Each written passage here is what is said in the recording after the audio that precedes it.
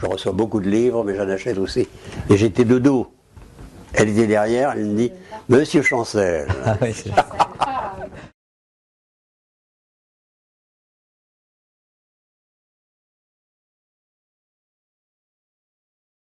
Mais là, j'étais, je ne sais plus où, il y a 10 jours, c'était à Toulon, je crois.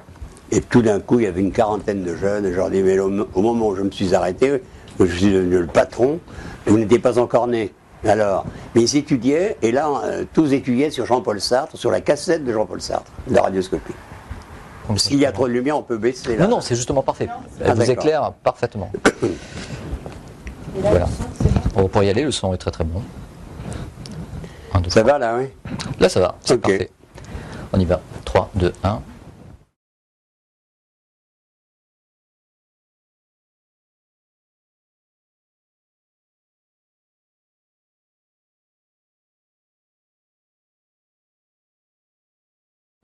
Jacques Chancel, bonjour. Bonjour. Et merci de nous recevoir à votre domicile. Vous recevez souvent des journalistes chez vous? De temps en temps, parce que on est beaucoup plus libre. Ça m'arrange aussi. Par exemple, il y a des jours où je ne sors pas parce que je me consacre à l'écriture. Donc le fait de ne pas sortir m'oblige à devenir prisonnier. Donc dans ces cas-là, j'aime bien les visites. Et je suis heureux de vous accueillir. C'est très gentil. Nous sommes très heureux d'être là aussi. J'aimerais, avant qu'on parle de vous, plus précisément, du côté... C'est difficile de parler de moi, parce que... C'est vrai, c'est difficile, mais il y a tellement de choses à dire, justement, qu'on ne sait pas très bien par où commencer. Mais si les autres veulent parler de moi, ils peuvent parler. Mais moi, parler de moi, ça n'est pas de la pudeur, c'est peut-être, je ne sais pas, de l'orgueil, de la vanité, tout ce que vous voulez. Hein. Mais toute ma vie a été comme ça. Je me suis rarement confié. D'ailleurs, dans tous mes livres, j'en suis au 42e, je fais des essais comme ça de temps en temps. Mais les choses importantes qui définissent un peu mon enfance, mon adolescence, tout ça, je rechigne. Mais dans le même temps, dans tous mes livres, je me livre puisque je parle des autres. Alors on va quand même essayer de mettre à mal ce que vous qualifiez d'orgueil et de vanité. On va d'abord commencer par votre enfance. Vous êtes né le 2 juillet. Alors il y a un petit mensonge au niveau de la date, puisque officiellement c'est 1928, mais finalement c'est 31, je crois. Oui, mais sur ma carte d'identité c'est 28.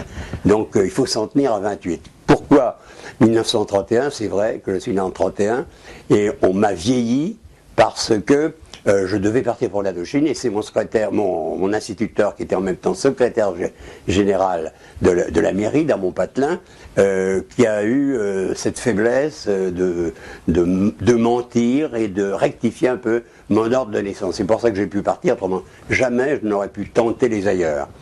Alors au bout de quelques années, je devais avoir 35 ans, je lui ai dit, il faudrait quand même cette fois-ci revenir à la vérité. Et il m'a dit, nous avons triché une fois, nous ne tricherons pas deux fois. Donc je suis resté avec cet âge-là, qui est celui de ma carte d'identité, mais à l'âge auquel je suis parvenu, ça n'a plus aucune importance. Donc en fait, vous avez triché en quelque sorte pour aller en Indochine. Vous avez été. C'est la seule fois où j'ai triché. Après, je n'ai plus jamais triché. Et d'ailleurs, je suis un peu comme Henri de comme il s'appelait le grand escogriffe là, qui était un monstre, Henri de Montfred, le grand aventurier. Il me disait toujours, lorsque je me regarde dans la glace, je peux me serrer la main. C'est joli comme formule. Oui, donc c'est un peu ça. C'est-à-dire, j'espère, je ne me suis pas trahi, ça j'en suis sûr, et j'espère ne pas avoir trahi. Alors, vous vouliez partir donc en Indochine, vous vouliez découvrir le monde. Vous expliquez ça en fait par le fait d'aimer profondément votre pays et de vouloir le comparer à d'autres. Oui, vous avez tout à fait compris. Mais aussi, il y a une explication, c'est que j'étais dans mes montagnes pyrénéennes, je suis de père et de mère bigourdans, c'est-à-dire c'est entre le col de Bisque et le col du Tourmalet, de père et de mère. Du côté de ma mère, ça remonterait, me dit-on, c'est mon oncle qui avait fait des études à 17 générations. J'explique que dans les premières générations, on mourait très jeune, c'est pour ça qu'il y en a autant. Mais enfin, je suis de ce pays depuis toujours. Et jusqu'à l'âge de 15 ans, 16 ans, alors que je suis à 150 km de Biarritz, je n'avais jamais vu la mer. Donc j'ai eu véritablement une approche d'apprentissage de la montagne qui a été tout à fait exceptionnelle à cause de mon père. Et ce sont les lectures surtout qui m'ont entraîné à aller ailleurs. Puis c'est également mon oncle qui était inspecteur général des forêts en Indochine et gouverneur, et ma tante qui était la sœur de ma mère, qui était en même temps ma marraine, qui était proviseur du lycée Chasseloup-Loba à Saïgon, qui vraiment m'ont mis tout cela dans la tête. C'est-à-dire, elles m'ont fait rêver un monde qui n'était plus le mien. Et comme cela s'ajoutait aux lectures que je faisais, je n'avais plus qu'une ambition, c'était partir. Mais c'est vrai, vous avez raison. C'était pour pouvoir comparer mon pays au reste du monde. Aujourd'hui, je sais pourquoi je l'aime. Il y a d'autres pays aussi beaux. Mais je sais maintenant, pour l'avoir comparé aux autres, je sais que mon pays, c'est quand même le mien. Vous vous rappelez dans quel état d'esprit vous étiez avant de partir? Non, vraiment pas. J'étais simplement comme un jeune, un peu fou. J'avais quand même ce côté un peu aventureux. J'avais un peu ce côté peut-être aussi égoïste, parce que, je le dis à cause de ma mère, mon père a très bien compris que je veuille vraiment aller dans mes lointains. Mais ma mère ne l'a jamais compris. Ma mère en a été très malheureuse, et comme je suis resté quand même dans le sud-est asiatique pendant 8 ans, elle m'a attendu, et elle est morte dès que je suis revenu. Vous en concevez du regret d'être parti par rapport à ça? Oui, non, pas de regret, parce qu'il fallait que je vive mon aventure. Des regrets peut-être, oui, de ne pas avoir été assez présent par les lettres, par tout ce qui fait véritablement le lien avec une famille. Mais d'abord, nous n'en étions pas au portable d'aujourd'hui, nous n'en étions pas aux moyens de communication qui sont les nôtres. Et dans le même temps, j'étais coupable de ne pas écrire aussi souvent. Alors on sent que vous aimez profondément les Pyrénées, et je trouve que c'est assez en contradiction avec l'image officielle que vous avez, parce qu'on vous perçoit comme quelqu'un de parisien, habitant dans un arrondissement qui symbolise bien ce que peut être Paris, lorsqu'on a réussi, lorsqu'on oui, en plus j'ai toujours été dans cet arrondissement qui ne devrait pas être le mien. Je serais plutôt, moi j'ai un quartier que j'aime beaucoup, c'est la place des Vosges, ou bien c'est le quartier latin. J'ai vécu sans arrêt au quartier latin lorsque j'étais jeune. Qu'est-ce qui vous a amené dans le 16e? Non, je crois une proximité avec les Champs-Élysées, avec mon travail, puisqu'on ne peut pas oublier quand même que c'était la rue Cognac-Jay, qui n'est pas si loin, c'était l'avenue Montaigne où nous sommes allés, lorsque avec Marcel Julien on a créé Antenne 2. Il y avait cette possibilité aussi, mais aussi peut-être à cause du mariage. Peut-être la responsable à la vérité serait ma femme. Non, mais enfin, ça n'a pas de vertu pour moi, un quartier. Le quartier, je l'habite, par exemple, nous sommes ici, avenue Georges Mandel, depuis seulement 5 ou 6 ans. Mais j'y suis heureux parce que il y a une vie tout à côté, parce que tous les commerces sont là, mais dans le même temps, il y a une tranquillité. C'est-à-dire, c'est un quartier qui n'est pas mouvementé. Et je suis à 2 pas du Trocadéro, qui est un endroit où on peut donner rendez-vous. Non, de toute manière, tout cela ne m'a jamais inquiété. Puis j'ai tellement voyagé dans ma vie. Et aujourd'hui encore. Moi, on me dit, Yuri Temirkanov, qui est le grand chef de l'orchestre Saint-Pétersbourg, m'appelle et me dit, je donne un concert vendredi prochain. Tu viens? Je prends l'avion, je vais écouter le concert, je reviens le lendemain. Donc j'ai toujours vécu comme ça. Moi je fais partie des Barbarians, c'est-à-dire l'élite du rugby. Il y a 300 internationaux du monde entier, et nous sommes une quinzaine qui ne sommes pas des internationaux. Mais on nous a cooptés. Avec eux, d'abord, je suis partout autour des Nations, nous sommes allés en Australie, donc j'ai cette vie en permanence, je bouge. Moi, si je ne bougeais pas, je serais malheureux. Donc on ne peut pas vous imaginer ayant pris votre retraite chez vous dans les Pyrénées? D'abord, le mot retraite est un mot que je ne comprends pas. Je le comprends pour ceux qui ont travaillé à la chaîne, ceux qui ont été chez Renault, chez Fiat, dans n'importe quelle usine, ou même dans d'autres usines qui ne sont pas automobiles. Mais ceux-là qui ont travaillé toute leur vie, mais vraiment d'une manière dure, ceux-là, je comprends très bien qu'ils prennent leur retraite. Mais ceux qui prennent leur retraite très très jeunes, alors qu'ils auraient pu continuer de travailler, ils m'inquiètent beaucoup. Puis ils m'inquiètent beaucoup surtout ceux qui, ayant pris leur retraite, se comportent comme des retraités. C'est déjà la mort vivante. Vous avez raison. Donc j'aimerais qu'on revienne à l'Indochine. Donc vous avez été le plus jeune correspondant, parce que vous aviez 17 ans à l'époque, hein. C'est quand même très jeune. Et dans le même temps, j'étais à la faculté de droit de Saigon. Mon bonheur eût été de réussir à Normale Supérieure, parce que je vivais cette école depuis mon enfance. On m'en avait tellement parlé. Qu'est-ce qui vous attirait? Je m'étais fait à cette école, j'estimais que c'est là que j'apprendrais le plus de choses. Et puis c'est pas de là-bas que je pouvais passer, donc j'avais été inscrit, puis au dernier moment je n'ai pas pu. Donc pour faire quelque chose, j'ai obtenu une licence en droit, et je ne sais rien du droit, je ne comprends rien au droit, mais rien du tout. J'ai fait après l'école des transmissions de Montargis. Non, juste avant. Juste avant, oui. L'école des transitions de Montargis. Là, j'ai un diplôme d'ingénieur en communication et en transmission. Je n'y comprends rien non plus en transmission. À l'époque, si, on se débrouillait très bien parce qu'on faisait nos études. Après, j'ai tout de suite oublié. Donc j'ai toujours fait des choses à côté. Ce diplôme-là, vous envisagez pour faire quoi Parce que j'étais à l'école. Je n'envisageais rien. Je savais bien que ce n'était pas un diplôme qui allait conduire ma vie. C'est un diplôme que je faisais comme ça parce que je ne pouvais pas faire normal sup. Bon, c'était la Libye sublime. Mais comme j'étais très jeune, comme je faisais des études en même temps, comme je me partageais entre Saïgon, Pékin et Shanghai, donc j'avais une vie mouvementée. Et puis j'ai eu le bonheur d'une rencontre qui était celle avec Raymond Cartier, qui était le grand journaliste, le grand patron de Paris Match. Et lorsqu'il a vu le fou que j'étais, l'aventurier que j'étais, le genou insensé que j'étais là-bas, il s'est dit, ce type-là, il nous le faut. Et il m'a nommé correspondant de Match pour tout le sud-est asiatique. Comme j'étais dans le même temps à la Radio Françaisie, j'avais ces deux options qui me secouaient grandement. Donc toute ma vie a commencé comme ça sur ce que j'aime le plus, c'est la communication, c'est le partage, c'est la culture, c'est le fait de s'intéresser à l'autre. Je ne me suis jamais intéressé à moi. Mais en revanche, je m'intéresse à l'autre. Et ça me paraît bien plus important. Et donc on reste en Asie, et puis il y a un premier essai en 1950 avec un titre de circonstance, L'Eurasienne. Alors j'ai écrit 2 livres, oui là-bas, L'Eurasienne et Les Rebelles. Et L'Eurasienne, c'était marqué par un drame qui s'est déroulé dans une soirée que j'avais organisée. Pour des raisons qu'on ne sait pas, on n'a jamais pu véritablement concevoir la vérité. C'est qu'une de mes amies qui avait 18 ans, qui était d'une beauté, une Eurasienne, a été tuée d'un coup de revolver. Et on ne sait pas d'où venait ce coup, on ne sait pas si quelqu'un a manipulé en s'amusant, parce qu'ils étaient quand même un peu fous, tous ceux qui étaient autour de moi, on ne sait pas ce qui s'est passé.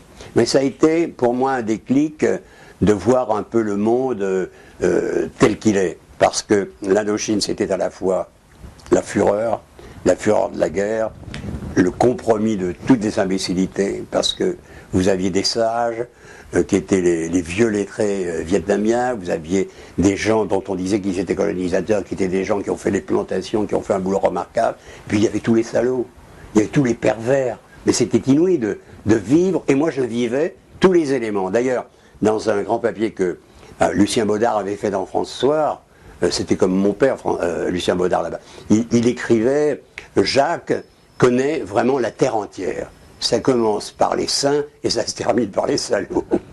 Mais c'est vrai, je les connaissais bien. Mais on ne peut pas connaître le monde si on n'aborde pas sa perversion. Donc j'aurais tout connu. Même lorsque je suis arrivé, dans ma folie, qui était une folie peut-être d'un type qui se croyait dandy ou peut-être simplement romanesque, j'ai commencé, avant de prendre le café le matin, ça durait 3 mois, parce que j'avais un copain médecin qui m'a dit « arrête tes conneries ». Pendant 3 mois, je prenais le matin 3 perroquets. Vous voyez, hein, c'était du Pernod avec de la menthe, vous voyez ce que c'est. Et dans le même temps, pendant ces 3 mois, le soir, je fréquentais les fumeries d'opium. Mais les fumeries d'opium m'ont appris à voir un autre monde, à voir d'autres gens que je rencontrais dans la vie et qui tout d'un coup étaient différents dans la fumerie. Moi, je n'ai jamais été un opiomane. J'ai été curieux de l'opium, pas plus. Il y avait une gourmandise parce que l'opium vous rend d'abord très intelligent. Donc avec un copain, on passait nos nuits à dire des poèmes. Les hommes sont délivrés de toute tentative d'érotisme. En revanche, les femmes sont terriblement excitées par l'opium. Donc il y avait là un décalage qui ne nous a pas fait mal. Ça a été fondateur, toute cette expérience que vous avez eue à ce moment-là ? Pour moi, je suis né 3 fois. La première fois, je suis né dans les Pyrénées. Je suis bigourdant de la tête aux pieds. La deuxième fois, je suis né en Indochine, dans le sud-est asiatique. Et la 3e fois, je suis né lorsque nous avons créé avec Marcel Julien Antenne 2. Voilà. Après, tout le reste, c'est du rabiot. Alors justement, parlons de la création d'Antenne 2. Vous avez souvent dit que vous l'aviez faite entre les Pyrénées et Paris, avec Marcel Julien. Oui, parce qu'on avait un bureau qui nous avait été accordé à la maison de la radio, mais nous n'avions ni secrétaire, le téléphone ne marchait pas, ça nous a terriblement agacé, et on n'avait même pas de papier, pas de possibilité de vraiment travailler. C'est vrai qu'on nous les aurait donnés, mais nous étions impatients. Donc avec Marcel Julien, nous avons décidé de partir chez moi pour les Pyrénées. Nous sommes partis là tous les deux, et pendant le week-end, c'est-à-dire le vendredi, samedi, dimanche, je remontais à Paris faire ce que j'appelais le marché. C'est-à-dire, je commençais à engager les gens, car nous sommes restés près de 7 semaines tout seuls, Marcel et moi. Et là, j'ai fait venir tout le monde, tous ceux qui avaient été exclus, comme Robert Chapat et Roger Coudert, qui en 68 avaient été écartés et qui se retrouvaient à Europe. J'ai fait venir Jean-Christophe Averti, Claude Barma. Je suis allé chercher Bernard Pivot. On est dans quel état d'esprit quand on crée une chaîne? Non, on est enthousiaste? C'est ce qu'il y a de plus excitant au monde. Parce que tout d'un coup, vous vous dites, on va faire des choses. On va créer, mais on va créer vraiment dans une culture totale, dans un environnement et dans une durée, dans une longueur, disons. C'est faire 24 heures sur 24, c'est assez formidable. Donc là, comme on était fous, forcément, on a débordé de partout. Est-ce qu'avec le recul, vous vous dites que vous avez été idéaliste à ce moment-là? Oui, on a été idéaliste, mais je crois qu'on a été surtout passionné. Marcel Juillan était un être tout à fait extraordinaire. Il a été un très grand éditeur, c'était un écrivain tout à fait remarquable, mais qui est tellement boulimique que forcément on ne savait plus où il était. Et puis il a été un président d'Antenne 2 qui a inventé une nouvelle manière de travailler, alors qu'au départ, il ne savait rien de la télévision. Lorsque il a été nommé, ce petit salaud a fait un communiqué à l'AFP où il disait « Je n'accepterai ce poste que si Jacques Chancel vient avec moi ». J'étais piégé, mais j'ai été ensuite heureusement piégé. Et d'ailleurs, la structure, l'architecture de nos bureaux était particulière, qui faisait tout comprendre, car nous avions le secrétariat, mon bureau et le sien. C'est-à-dire que pour arriver au bureau de Marcel Juillan, il fallait passer par le mien. Et la porte était toujours ouverte, comme ça j'entendais ce qui se passait chez lui, il entendait ce qui se passait chez moi. Et dans le bureau de Marcel, il y avait des portes, mais ça avait été condamné. C'était déjà une manière d'exprimer ce que nous souhaitions faire, c'est-à-dire une véritable équipe. Et d'autre part, il y avait une joie qu'on ne retrouve plus aujourd'hui. Je vous en donne un exemple. Tous les soirs, à 20h, dans les couloirs, il y avait de grandes parties de football, 3 contre 3. Ça, vous voyez ça aujourd'hui? Non, pas du tout. Sur une chaîne de télévision ou même dans une entreprise. Et nous, ça nous permettait de nous défouler. Non, ça a été un moment fabuleux. Non, donc c'est une véritable naissance. Chaque fois, la première naissance, c'est la naissance à la vie, c'est la naissance aux montagnes, à la nature, tout ce que m'a appris mon père, et à la lecture, car je lui dois vraiment tout ce bonheur, parce que c'est lui qui m'a fait lire Dumas, Gaboriau, ensuite Flaubert, ensuite je suis passé à Proust, que je n'ai pas compris dès le départ, mais je m'y suis mis après, je suis devenu un admirateur. Et il m'a donné tout ça. Et il m'a donné plus que la littérature. Il m'a donné aussi le goût de la musique.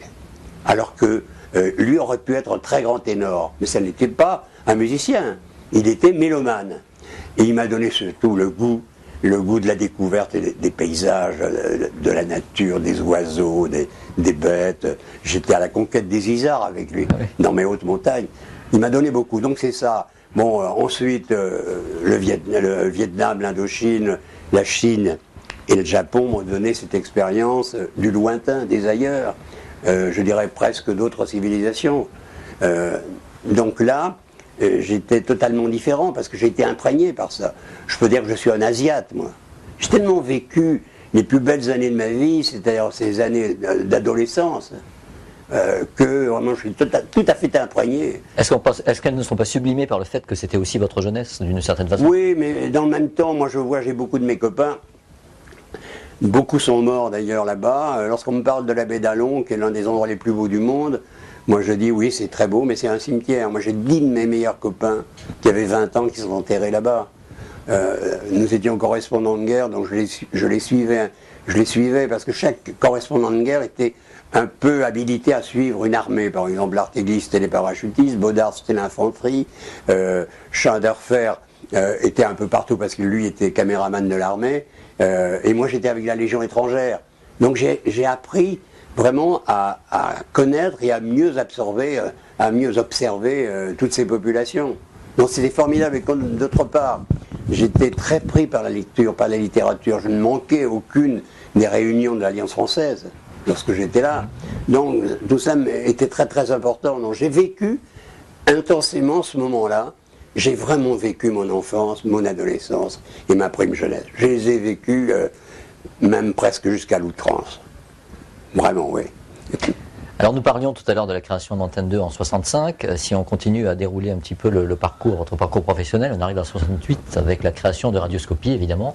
Et avant, il y avait eu la création de Paris Jour. Ou de Paris Jour, oui, absolument. Parce que lorsque je suis rentré, parce que moi je ne suis pas un pionnier de la télévision. Les pionniers de la télévision, c'est Pierre Sabac, c'est Claude Darget, c'est Laurent Zitrone. Vous êtes juste après. Oui, des groupes, du Maillet, tout ça. Lorsque je suis rentré en France, je ne savais rien de la télévision. Et tout d'un coup, je rencontre Lecture pour tous, 5 colonnes à la une, je suis emballé. J'aurais pu à ce moment-là, parce que j'étais appelé, des groupes m'avaient appelé, j'aurais pu me précipiter vers la télé. Pas du tout. J'ai été pris par Chino Del Duca et Philippe Buckner, qui était le fils du pasteur Buckner, et qui m'ont dit, tu viens avec nous, on va créer un journal. Donc je suis rentré à Paris Journal pour créer Paris Jour. Et ça a été également une très belle aventure, mais qui n'avait pas la profondeur de ce que j'avais vécu en Indochine, parce qu'en Indochine, j'avais écrit donc ces 2 premiers romans, Les Rebelles et l'Eurasienne, mais je participais aussi à un journal, au journal d'Extrême-Orient, j'écrivais beaucoup d'articles. Donc j'étais dans ce bain-là. Donc la presse écrite pour moi était vraiment de très grande importance. Et il m'arrive de dire, mais très souvent, que les gens de radio et de télévision devraient être passés par la presse écrite. Parce que c'est une école, c'est le véritable apprentissage. Donc il y a eu ce moment. Je suis resté longtemps à Paris Jour. Et c'est à Paris Jour qu'on est venu me chercher pour faire et Radioscopie et le Grand Échiquier. Alors Radioscopie, c'était une émission phare dont tout le monde se souvient. Et ce qui est d'intéressant, je trouve, c'est d'expliquer l'histoire de la musique du générique qui est connue de tout le monde. En fait, vous aviez une première musique qui avait été écrite. Mais vous avez tout, vous. Non, je ne sais pas tout. Certaines choses. Par le père de Robert Hossein. Robert Hossein, André, oui. Elle était comment, cette musique, par rapport à... C'était une très jolie musique qui ne valait pas pour cette émission-là. D'ailleurs, je l'ai repassé, je ne sais plus à qui en a fait véritablement un petit chef-d'œuvre. Non, André Hossein, Robert m'avait dit, sauf mon père. Personne ne le prend au sérieux.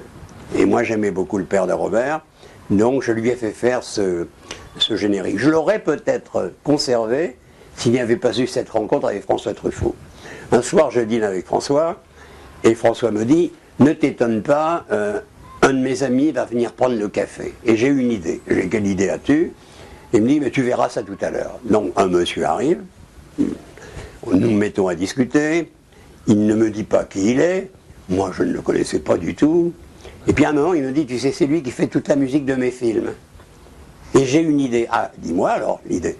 Bien, j'aimerais bien qu'il te fasse l'indicatif de Radioscopie. Et tout d'un coup, j'ai eu comme un éblouissement parce que ce type était formidable. Nous avions beaucoup parlé musique.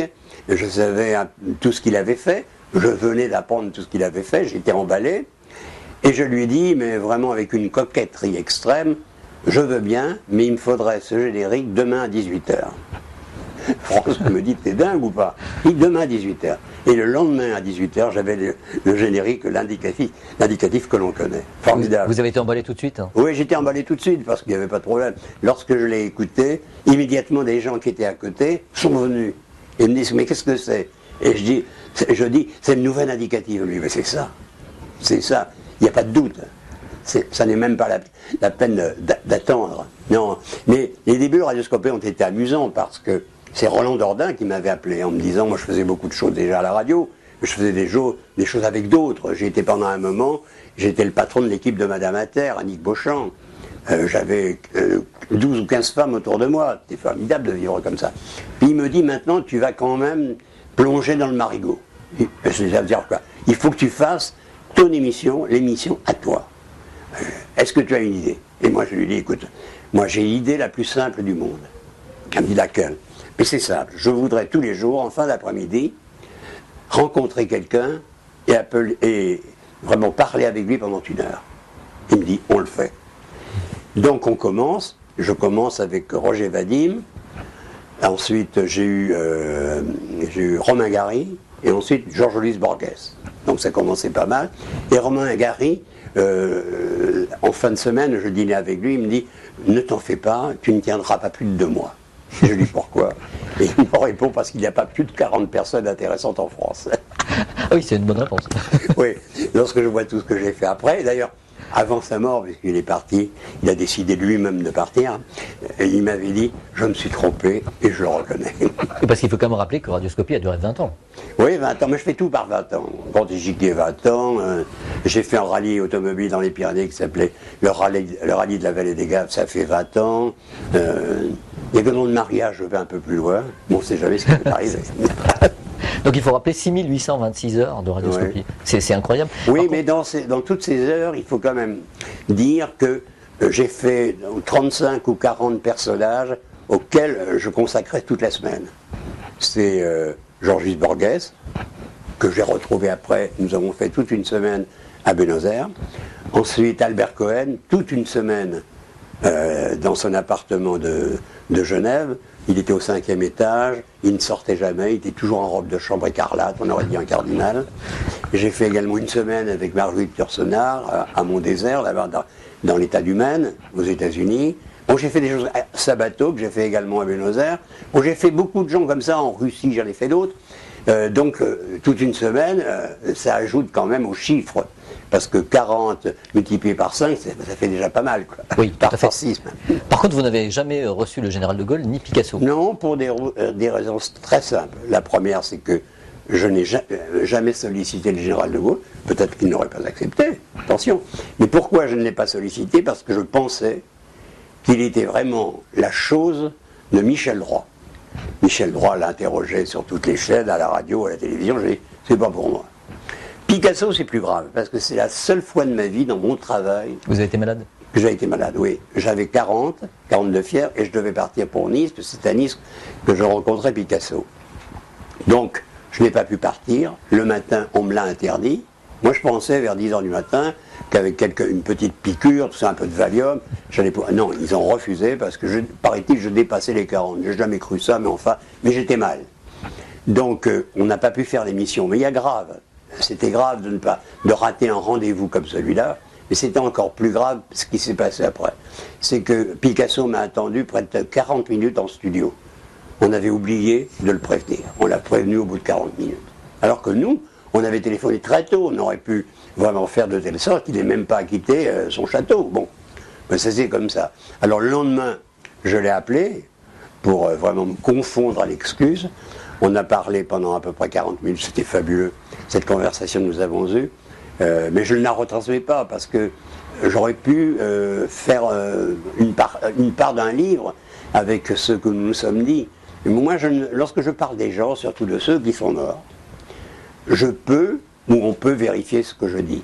Parce qu'il y a les bandes qui témoignent. Mais j'en ai marre de tous ces gens-là qui font... Des propos off. Qui font vraiment parler les morts aujourd'hui. Moi, je ne veux pas donner des exemples, mais je connais des tas de gens qui ont dit j'ai rencontré un tel, par exemple Monterland, j'ai rencontré Sartre, ils ne l'ont pas rencontré. Sartre, c'est plus difficile de dire j'ai rencontré Sartre, parce qu'on sait.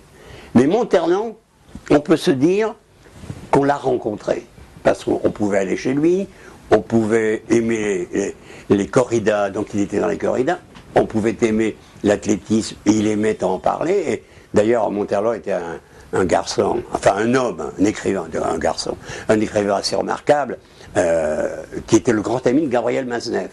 D'ailleurs, Gabriel a été un peu l'exécuteur testamentaire. Et lorsque moi j'ai fait la radioscopie de Monterland, nous avons travaillé chez lui, en direct, parce qu'il ne voulait pas sortir. Et il avait, chez lui, son plancher était tellement propre, tellement vernissé, et entouré d'antiques, des statues magnifiques, des bronzes. Lorsque je suis arrivé, empressé de lui dire bonjour, j'ai fait une glissade sublime et je me suis aligné sur une tête de je ne sais pas qui, peut-être Cicéron, j'aurais aimé que ce soit Cicéron en tout cas. C'est une rencontre qui marque en tout cas. Oui, qui a marqué. Alors j'ai été ouvert, on m'a soigné, j'ai fait l'émission quand même. Heureusement, j'étais arrivé une demi-heure en avance. Heureusement. Vous parliez de Picasso, lorsqu'on rate un rendez-vous comme ça avec Picasso, lorsqu'on a interviewé déjà de nombreuses personnalités, est-ce que ça reste quand même profondément frustrant? Pour moi c'est un échec. C'est pas de ma faute, ça n'est pas de la sienne. Mais ça se transforme, oui c'est un échec, j'aurais bien aimé, donc je parle de lui, et parlant de lui je ne peux dire que ce qui nous a séparés. Mais il y a eu à peu près la même chose avec Maria Callas, qui d'ailleurs habitait tout à côté ici. c'est drôle parce que je la rejoins. Et un jour, Georges Prêtre, le grand chef d'orchestre, et Michel Glotz me disent, tu devrais faire quelque chose d'important avec Maria. Et moi, je ne demande pas mieux. Donc je l'appelle, et elle me dit, non, j'ai eu trop d'ennuis personnels. On savait que c'était toute l'histoire en A6. J'ai eu également quelques ennuis avec ma voix. Je m'arrête, je ne veux plus rien faire. Le lendemain, je lui dis, je vous appelle demain. Elle me dit, d'accord.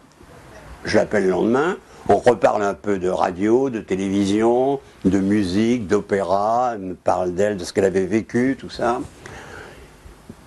Et puis elle me dit, à demain. Le lendemain, je l'ai rappelé. Et on s'est comme ça appelé pendant toute une année. Et je ne l'ai jamais rencontré. Alors, Georges Prêtre, qui est encore vivant et bien vivant, c'est lui qui dirige l'orchestre de Vienne, il me dit, mais pourquoi tu n'as pas voulu la rencontrer? Elle n'a pas compris. Mais si je l'avais rencontrée, j'aurais véritablement abîmé le mystère. Car c'était formidable, les conversations que nous avons eues. Et là, on serait entré dans la réalité. Et j'avais l'impression, moi, d'avoir vécu un rêve. Donc vous restez sur un fantasme? Oui, voilà, moi je cultive les fantasmes. On a parlé des Radioscopies, qui est la première émission phare pour laquelle vous êtes connu toujours aujourd'hui. Et ensuite, le Grand Échiquier, bien sûr, à la télévision. Ça, c'est une émission qui a profondément marqué aussi. Peut-être parce que c'était la seule qui était dans son genre, parce qu'à l'époque, il n'y avait aucune autre émission qui était aussi culturelle, dans le bon sens du terme, à une heure de grande écoute. Il y avait Guy Lux, il y avait Michel Drucker déjà. Il y avait des émissions comme ça, mais vous étiez vraiment... il y avait des émissions aussi qu'on ne devrait pas oublier, de Jean-Christophe Averti, qui avait une manière tout à fait particulière de faire ses programmes. C'était d'une invention tout à fait remarquable pour moi. C'est vraiment un génie de la télévision, Jean-Christophe Averti. Difficile à travailler parce que lorsqu'on a créé Antenne 2, j'étais allé le chercher, mais c'était pas toujours facile parce qu'il avait un tel professionnalisme que la moindre incidence regrettable lui faisait non pas perdre les pédales, mais le mettait dans un état comateux. Non, mais le Grand Échiquier, c'est autre chose. D'ailleurs, je fais beaucoup, on me demande de faire des conférences. Là, il y a eu tout un cycle où j'avais des conférences 5 jours par semaine. J'ai dit non, moi je ne veux pas faire ça. Moi, j'ai besoin d'un peu de tranquillité, il faut que j'écrive. Le seul problème, c'était très rentable, mais j'ai refusé. Mais en revanche, j'ai fait quelques réunions dans les lycées, dans les collèges, même à Normale Supérieure, où j'avais l'impression de me retrouver dans une maison qui aurait dû être la mienne et qui ne l'a jamais été. Donc, et je suis frappé encore récemment, j'ai vu des jeunes qui me parlent de radioscopie, qui me parlent du Grand Échiquier. Moi je leur dis, lorsque je me suis arrêté, vous n'étiez pas nés. Mais ils étudient sur les cassettes de radioscopie, sur les CD, ils regardent les enregistrements du Grand Échiquier, ils les regardent à l'INA, l'Institut National de l'Audiovisuel. Donc ils sont vraiment imprégnés de ces moments-là, et il y a beaucoup de thèmes pour lesquels on leur demande d'écrire. Ils font des mémoires, et le dernier mémoire, là, les élèves que j'ai rencontrés il y a 8 jours, c'était sur Jean-Paul Sartre. Et c'est vrai que Jean-Paul Sartre était un personnage tout à fait extraordinaire dans la relation que nous avons eue. Puis moi, j'aimais beaucoup sa voix. Il y a des voix, ce que j'appelle les voix de cathédrale. C'est Marguerite Yourcenar, c'est Maurice Drouillon. Vous en faites partie d'une certaine façon, vous avez une voix parfaitement identifiable. Je ne sais plus quelle voix j'ai. Louis-Ferdinand Céline, qui avait une voix mais tout à fait extraordinaire. Jean-Paul Sartre avait une voix mais ample. Il dégageait quelque chose déjà avec sa voix. Sa voix était intelligente. C'est vrai qu'il y a des voix comme ça intelligentes. Et il y a des voix bêtes. On ne vous demandera pas lesquelles. Ouais. Non, je serais incapable de les donner d'abord. Donc, quel sentiment on éprouve lorsque des gens comme ça, vous disiez tout à l'heure, des gens me parlent du Grand Échiquier alors qu'ils n'étaient même pas nés, quand c'était diffusé la dernière, qu'est-ce qu'on éprouve, hein? Un sentiment de fierté, de joie Non, on se dit, tiens, je n'ai pas été tout à fait inutile, voilà, c'est tout. Moi, je suis pour le partage. Donc tout ce que j'ai fait, le Grand Échiquier, je l'ai fait pourquoi? Et je l'avais expliqué. Moi, je n'ai pas été musicien. J'ai été désespéré par mon professeur de solfège. Je l'ai haï. Pas haï parce que je ne sais pas ce que c'est que la haine, mais je l'ai détesté. Et la vérité, aujourd'hui, je lui dis merci, parce que je ne suis pas un musicien, mais il a permis que je devienne un grand mélomane. Donc je n'ai vécu vraiment que dans la musique. Lorsque j'écris, il y a de la musique autour de moi. Pas des voix, parce que les voix me dérangent, mais de la musique. Donc cette musique m'a pénétré et m'a fait énormément de bien. Et comme vraiment elle m'avait donné un tel plaisir, que je me suis dit, ce plaisir, je ne peux pas le garder pour moi. Parce qu'à la vérité, ce qu'on appelle, il n'y a pas de petite ou de grande musique, il y a de la bonne ou de la mauvaise musique. Mais quand même, cette musique, beaucoup pensaient qu'elle n'était offerte qu'à des privilégiés. Ceux qui fréquentent Gaveau, Pleyel, l'État des Champs-Élysées, l'Opéra. Et moi, je voulais un peu sortir de tous ces endroits qui sont très beaux, mais porter peut-être la musique encore plus haut. La vulgariser d'une certaine façon. Oui, la populariser, ouais. Mais il fallait le faire d'une certaine manière. Parce que c'était très difficile à 20h30, pardonnez-moi, c'était très difficile à 20h30 d'imposer la musique. Et moi, je ne voulais que ça. Et à ce moment-là, je me suis dit, il faut que j'organise vraiment un lien entre ce qui est aujourd'hui la chanson populaire, disons les artistes populaires, puis ceux dont on dit qu'ils sont des grands artistes classiques.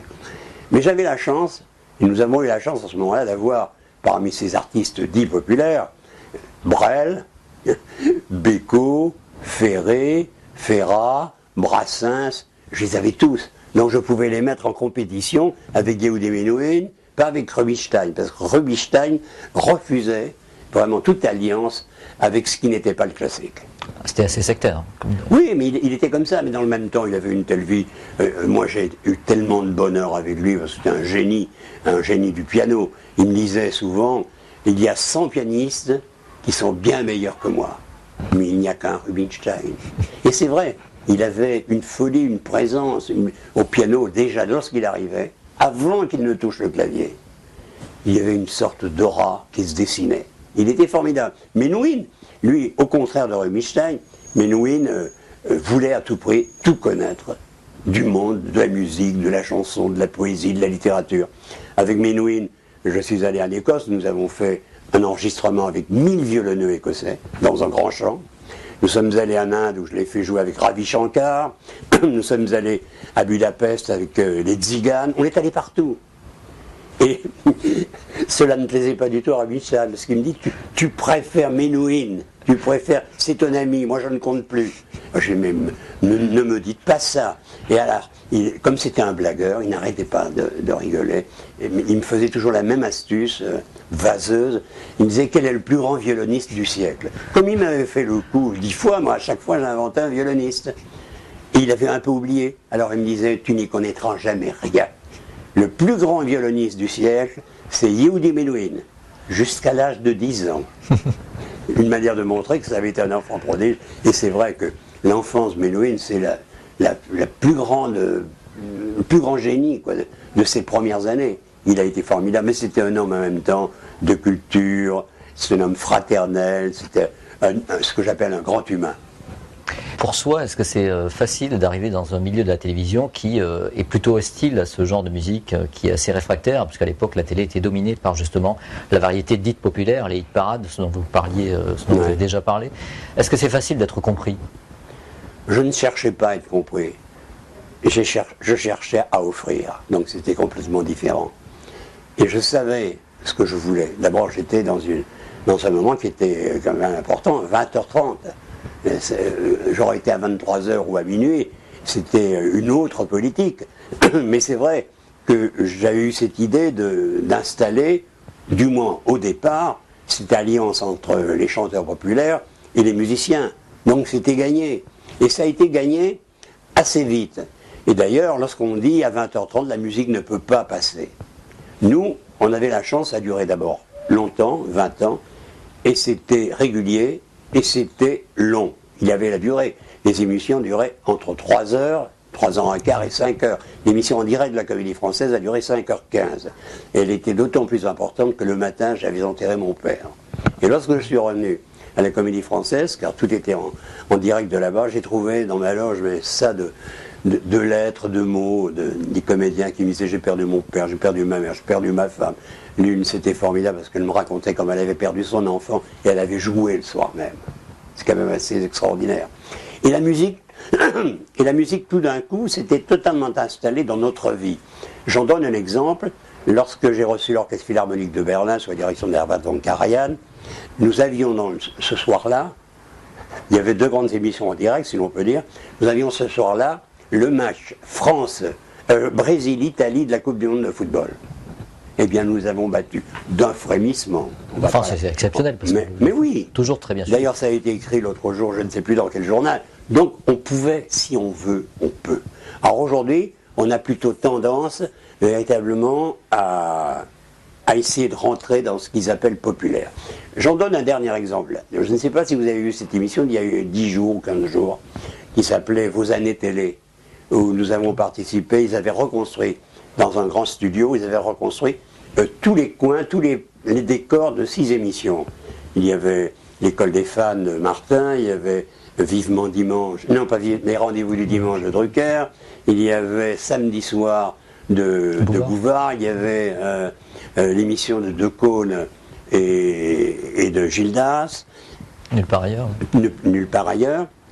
Et alors là, pour ce qui me concerne, moi je passais en guest star là, à la fin. Ils avaient choisi, parce que ce n'est pas nous qui avons choisi les documents, ils avaient choisi ce qui était bien d'ailleurs, la séquence où on voit Lino Ventura, César, Brassens, Lino Ventura et les compagnons de la chanson chanter Les copains d'abord. Ils avaient choisi également, ça c'était bien, le moment où l'Orchestre national dirigé par Laurine Mazel accompagnait Serge Lama dans les petites femmes de Pigalle. Mais à la vérité, ils n'avaient pas choisi ce qui faisait véritablement la spécificité du grand échiquier. C'est-à-dire tous les grands que j'ai pu avoir, que ce soit ou Menuhin, ou Rubinstein, ou Maurice Béjart, ou Rogero Raimondi, ou Placido Domingo. Et ça, vous l'expliquez comment? Par le fait Non, parce qu'aujourd'hui, on tape sur le populaire. C'est-à-dire qu'aujourd'hui, ils ne prendront plus de risques, et ils se trompent grandement. Ils méprisent le téléspectateur. Ça vous énerve pas, vous qui avez milité pour l'inverse? Si, ça m'énerve, mais moi je suis content lorsque je suis dans mes Pyrénées, je rencontre des gens qui n'ont peut-être pas une grande culture, mais ils ont une grande intelligence, et ils savent entendre, ils savent écouter mieux que les faux Parisiens, qui se croient de l'élite. Non, il ne faut pas rigoler. C'est comme on en parlait souvent, Apostrophe a été un immense succès, et les gens dans les dîners parlaient du livre qu'ils avaient lu, mais ils ne l'avaient pas lu, ils l'avaient entendu à Apostrophe. Et ça, c'était formidable. Mais ça, c'était bien. Et moi, c'était pareil. Souvent, on parlait d'opéra. Il y a des gens qui disaient, oh là là, j'étais à l'opéra l'autre soir. Ils n'y étaient pas, mais ils avaient vu l'extrait d'opéra dans mon émission. Mais déjà, c'est quelque chose de gagné. Bien sûr. On a fait déjà un petit montage, quoi. Et le fait d'être venu des Hautes-Pyrénées, de province, comme on dit... Ah, moi je suis un vrai provincial. Voilà, ça vous a aidé justement à mettre au jour ces gens... À être lucide, lucide, à ne pas croire que lorsqu'on est arrivé, on n'arrive jamais. D'ailleurs, j'ai écrit parmi mes bouquins, il y en a un qui s'appelle L'inachevé. Pourquoi l'inachevé? C'est que on n'achève jamais quelque chose. Si vraiment on arrive à quelque chose d'achevé, ça veut dire que c'est fini, c'est la mort. Bon, moi je n'ai pas envie d'achever quelque chose, j'ai envie d'être en chemin. Moi je suis en chemin. Et aujourd'hui encore, et demain j'espère. Le grand échiquier, vous n'avez pas envie, à l'instar de Michel Drucker, de le ressusciter? Non. Et pourquoi? On m'a proposé, il y a quelques années, il y a encore 2 ans, moi je pars d'un principe que lorsqu'on a endormi une émission, il ne faut surtout pas la réveiller. Ça c'est mon problème. Que d'autres demain qui voudraient s'y essayer le fassent, oui. Je suis même prêt à donner quelques petites idées. Mais on a voulu le faire. Hein. Puis ils se sont cassés la figure. Mais je n'ai pas vraiment à argumenter là-dessus, parce que d'abord, je n'ai pas vu les émissions. Il y en a eu 2 ou 3, mais elles se sont arrêtées parce que ça n'était pas ça. Non, je n'ai pas envie de faire ça. J'ai envie d'en parler, je suis content d'en parler. Mais je n'ai pas envie de me reprécipiter véritablement. Puis dans ces cas-là, c'est très difficile, parce qu'on risque de glisser très vite. Alors pour terminer, j'aimerais qu'on parle précisément de vous, de votre caractère, de la façon dont on vous perçoit. Lorsque j'ai interrogé, justement, j'ai interrogé pour vous des personnes différentes pour savoir ce qu'elles pensaient de vous. Ça a dû être ma fête. Non, pas du tout. La façon du monde dont on vous imaginait. Oui. On vous imagine fidèle à l'amitié déjà. Est-ce que vous pensez que c'est vrai? Oui, ça fidèle à l'amitié. Je dis parfois, ce qui énerve beaucoup ma femme, que l'amitié est plus forte que l'amour. On peut être infidèle à l'amour. On ne peut pas être infidèle à l'amitié. Ensuite, au niveau, on vous imagine cordial aussi, on vous imagine aimant le contact humain. Ah oui, je n'aime que ça. J'aime la rencontre. D'ailleurs, c'est pour ça que j'ai fait 35 Tours de France. Lorsque je suis entré dans les équipes de Tour de France, pour Antenne 2, hein, et où je faisais mon émission chacun son tour tous les jours en direct, les gens se sont dit, qu'est-ce que c'est cet intello qui maintenant se piquent de faire du vélo. Mais moi, ça m'amusait. Un télo, c'est une image qui vous agace, un télo. Et même, lorsque j'ai fait à chacun son tour sur le Tour de France, j'ai amené avec moi Claude Lévi-Strauss, j'ai amené Raymond DeVos, j'ai amené tous ces gens-là. J'ai amené les grands écrivains, Michel Serres, qui est un fou de sport. J'ai amené tous ces gens-là avec moi. Donc, je poursuivais ma petite ambition de faire connaître vraiment le sport, là, en la circonstance le sport, de le faire connaître à des gens qui ne l'avaient jamais approché. Non, j'ai toujours été comme ça. Donc, c'est vrai que j'ai toujours fait passer ma gourmandise, ma curiosité vraiment au premier plan. Alors, dernière question, c'est pas Dieu dans tout ça, évidemment, mais enfin, c'est... je vais vous dire quelque chose là-dessus. Je n'ai jamais prononcé cette phrase. Du moins, je croyais l'avoir. Avec Jean Rochefort, paraît-il, non? Non, alors même, on l'a cherché dans Rochefort. On ne l'a pas trouvé. Et il y a 3 semaines, les gens de l'INA m'ont appelé. Béatrice Montoriol, qui s'occupe de la cassette qui va sortir bientôt. Et elle me dit, il y a quelque chose d'étonnant. On a 24 radioscopies où il y a Mendes France, Gaston Defer, Giscard, Chirac, enfin tous, quoi. Michel Rocard. Il y a Georges Marchais. Et je dis, oui, mais Et vous savez quelle est la dernière question que vous lui posez? Je dis non. Et Dieu dans tout ça? J'attends de constater, parce que je n'arrive pas à le croire. D'abord, je n'avais pas le souvenir de l'avoir posé, mais tout le monde me parlait de Dieu. Hein. Surtout les incroyants, dites-vous. Ouais, tous les incroyants surtout. Mais là, avoir posé cette question à Marchais, il paraît qu'il répond très bien. Donc j'attends de constater. Et vous? Dieu dans tout ça? Moi, je vais vous dire ça très vite, je suis né catholique. Je suis très bien dans une église, mais je suis aussi bien dans une mosquée ou dans une synagogue. Dans le même temps, je me méfie des religions, parce qu'il y a des dogmes, et les religions font un mal terrible au monde en ce moment. Donc je suis très sensibilisé par ce que j'ai vécu. Donc le bouddhisme, je ne suis pas bouddhiste, hein, mais je l'ai approché, je le comprends très bien. Le soufisme est pour moi véritablement une lumière des musulmans. Donc le bouddhisme et le soufisme, je les aime pourquoi? Parce que ce ne sont pas des religions, ce sont des philosophies. Jacques Chancel, merci. Je vous en prie.